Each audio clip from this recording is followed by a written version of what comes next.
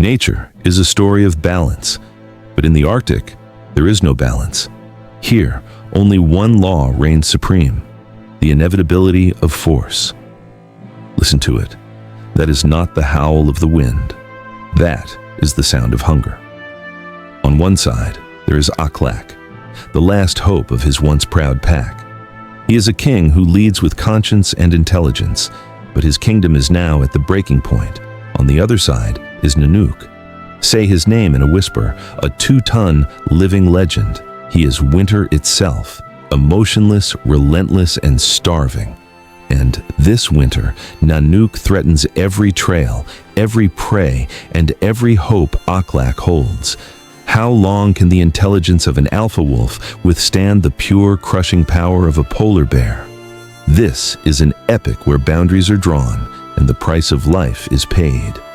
The Arctic is not a landscape, it is a judgment. At the heart of this empire was a soul enduring one more harsh winter, Aklak, the great Arctic wolf, the alpha of his pack. The fatigue in his amber eyes spoke of a heavy leadership burden. Aklak's deepest conflict was not with the cold, but with the desperation that eroded his will. The frailty of his pups, Mika and Khan, intensified the pressure on him. The pack found nothing but frozen, inedible scraps.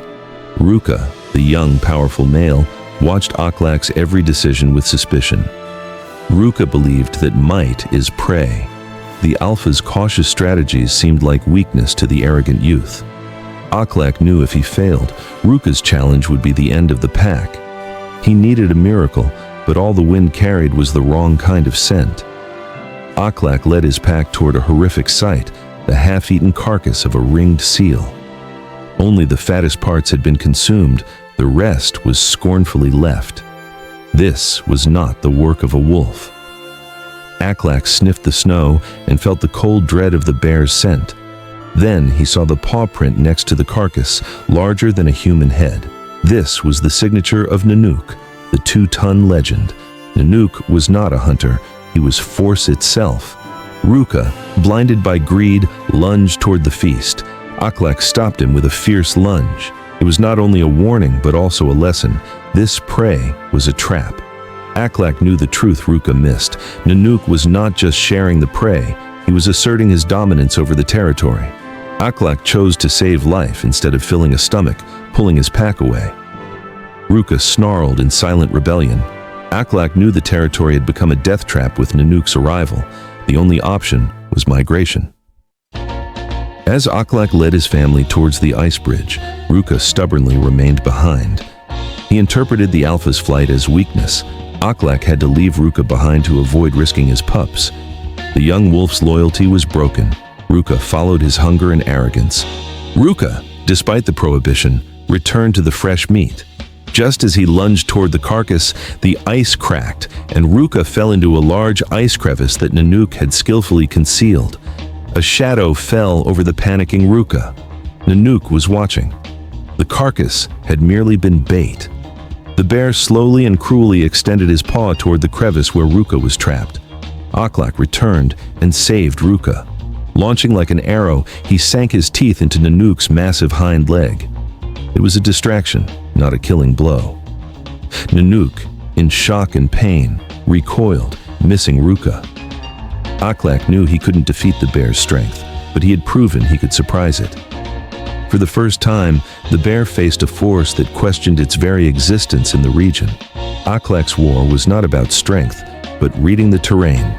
He lured Nanuq toward an area of thin ice over the seawater. Aklak crossed. The moment Nanuq stepped onto the ice with his immense mass, there was a crash, and he sank into the water up to his knees. Though he quickly scrambled out, he had suffered shock and heat loss. Aklak proved that Nanuq's mass could also be his vulnerability. This was a critical advantage against Nanuq. Ruka, emerging from the icy water, felt not hunger, but shame and gratitude. Seeing Aklak's tactical genius, the young wolf's arrogance vanished. Ruka approached the alpha and bowed his head in complete submission. Aklak acknowledged the gesture. The pack was reunited, but Nanuq was now pursuing them not just for food, but for retribution. Aklak knew flight was pointless. He had to set a final trap. Aklak guided his pack toward a narrow glacial canyon where Nanuq's immense size would become a hindrance. The plan was simple. Ruka would lure Nanuq onto the icy floor. Kura and Elena would roll masses of ice and snow from the canyon peaks to disorient the bear. The mission was not to kill the bear, but to exhaust him psychologically and physically. Ruka waited at the canyon entrance, no longer arrogant, but a determined soldier. Nanuq, enraged, charged into the narrow canyon.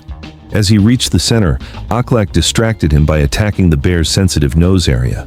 Simultaneously, Kura and Elena sent their avalanche of ice crashing down, stunning the titan. Nanuq roared in agony and fury. Ruka and Aklak evaded every one of the tired bear's lunges.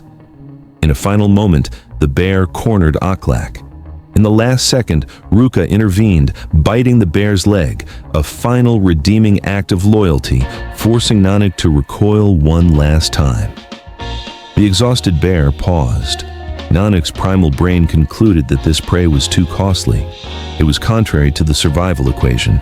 The bear understood he could not overcome Aklak's will.